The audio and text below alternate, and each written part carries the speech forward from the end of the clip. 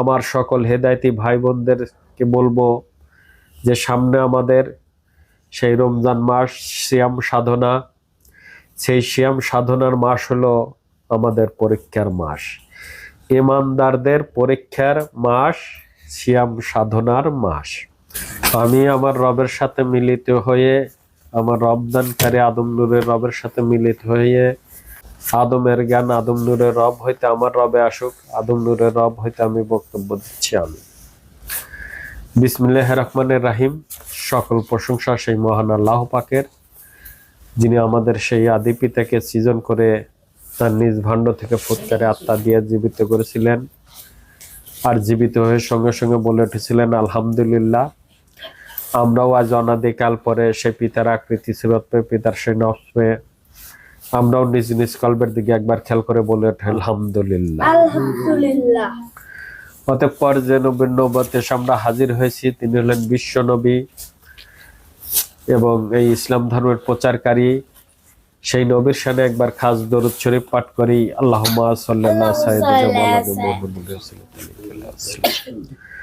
উপস্থিত ঈমান আনয়নকারী মুসল্লিগণ এবং তাদের মাধ্যমে সারা বিশ্বের মানব জাতিকে জানাই সালাম, আসসালামু আলাইকুম। আমি আদম নূরের তরফের প্রতিনিধি, আমি নফসের জাতে আদম, রব্বের জাতে আদম। আজ সোমবার, প্রত্যেক সোমবারেই আদম নূরের উদ্যোগে সাপ্তাহিক অনুষ্ঠান হয়। আজও সেই সাপ্তাহিক অনুষ্ঠানে সেই কিছু আলোচনা মুর্শিদ পাকের তরফ থেকে করছি। প্রথমেই আমি আমার সকল হেদায়েতি ভাই বোনদেরকে বলবো যে সামনে আমাদের সেই রমজান মাস, সিয়াম সাধনা। সেই সিয়াম সাধনার মাস হলো আমাদের পরীক্ষার মাস, ঈমানদারদের পরীক্ষার মাস, সিয়াম সাধনার মাস।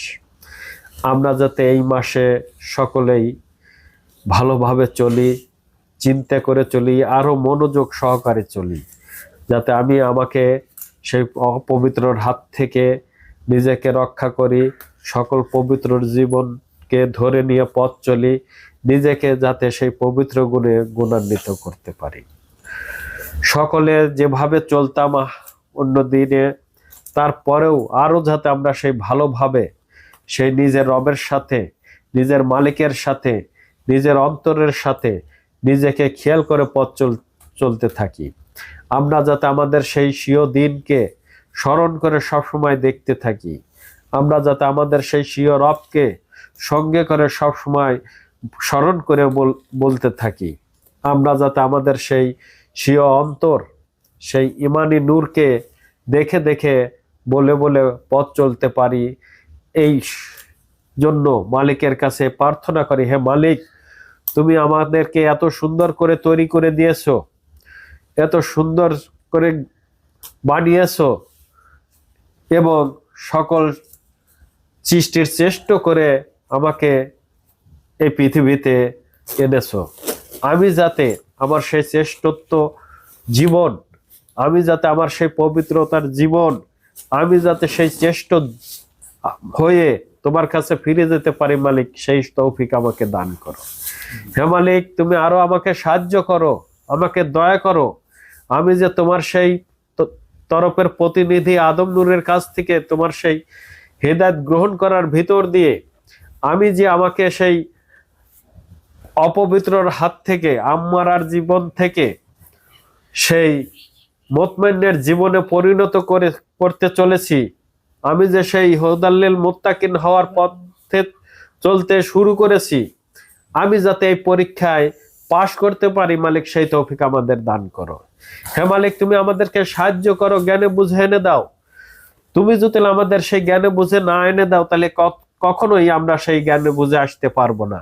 আর তুমি যদি আমাদেরকে স্মরণে করে দাও, স্মরণ এনে দাও, তাহলে সব সময় আমরা তোমাকে স্মরণ নিয়ে করে চলবো, তোমাকে বলে বলে কাজ করতে পারবো, আর আমি আমাকে সেই রক্ষা করতে পারবো, নইলে কখনোই সম্ভব নয়। তাই তুমি আমাদেরকে সাহায্য করো, তুমি আমাদেরকে দয়া করো। তুমি তো আমাদের ভিতরে বসে আছো, তুমি আমাদের এত কাছে আছো যা কেউ কল্পনারও বাইরে। তাই তুমি আমাদের সেই কাছে থেকে আমাদের অনুপ্রেরণা দাও আমাদের সেই সকল সত্য দেখাও, সত্য বুঝাও এবং সকল কিছু আমাদের জ্ঞানে বুঝে এনে দাও। আমরা যাতে আমাদের সেই ইমানের পরীক্ষা দিয়ে ইমানের সার্টিফিকেট গ্রহণ করতে পারি, মালিক সেই তৌফিক আমাদের দান করো, আমিন। তো যাই হোক, আমাদের স্মরণ করে চলতে হবে যে আমাদের পরীক্ষার মাস এসে গেছে। আমরা যাতে কখনোই আর অন্যায় অপরাধের দিকে না সামিল হই, আমরা আমাদের সেই সচেতন করে পথ চলি এবং সেই পবিত্রতার সহিত, পবিত্রতার ভিতর দিয়ে আরো পবিত্রতার সহিত পথ চলি। মালিক আমাদের সাহায্য করুক, আমরা যাতে আমাদের সেই পবিত্র জীবন কায়েম করে যাতে আখেরাতে আদম সুরত কামাই করে আখেরাতে ফিরে যেতে পারি, মালিক সেই তৌফিক আমাদের দান করুক। তাই আমরা সতর্ক থাকি, আমরা নিজেকে পবিত্র গুণে গুণান্বিত করি। আমরা মনে রাখি আমাদের সামনে আমাদের সেই পরীক্ষার মাস, আমরা সেই ঈমান আনয়ন করেছি, আমাদের সেই ঈমানের পরীক্ষার মাস এই রমজান মাস, সিয়াম সাধনার মাস। আমরা যাতে আমাদের সেই ভালো করতে পারি, পবিত্রতার সহিত চলতে পারি, হিংসা নিন্দা বাদ দিয়ে, হিংসা নিন্দা বাদ দিয়ে, পর নিন্দা বাদ দিয়ে আমি আমাকে দেখি, আমি আমাকে বুঝি, আমি আমাকে রক্ষা করি, আমি আমার ধর্মকে ধারণ করি, আমি আমাকে নিজেকে ধারণ করি। আমি যাতে আমার সেই আদম সুরত কায়েম করে আখেরাতে ফিরে যেতে পারি, আমি যাতে আমার সেই পরীক্ষায় দিয়ে আমি যাতে সেই পাশের সার্টিফিকেট গ্রহণ করতে পারি, মালিক আমাদের সাহায্য করুক, মালিক আমাদের দয়া করুক। আমরা যাতে সেই পরীক্ষায় উত্তীর্ণ হয়ে আমরা যাতে তার সেই জাতীয় মানুষ হয়ে আখেরাতে ফিরে যেতে পারি, আমিন। তাহলে অবশ্যই আমরা সতর্ক থাকি, সতর্কভাবে পথ চলি, আমরা আমাদেরকে দেখতে শিখি, বুঝতে শিখি, আমরা আমাদেরকে জানতে শিখি। আমি যদি আমার সেই নফসিকে জানতে পারি, বুঝতে পারি, তাহলে আমার থেকে আর ভাগ্যবান কে আছে? কে বললো, কে কে কি করলো, ওটা আমার দেখার সময় আছে? কখনোই সময় নাই। তাহলে অবশ্যই আমি আমাকে দেখি, আমি আমাকে চিনি। মুর্শিদ পাক তো তাই বলেছেন যে কে কি করলো, কে কি বললো, এগুলো তোমার দেখার প্রয়োজন নাই।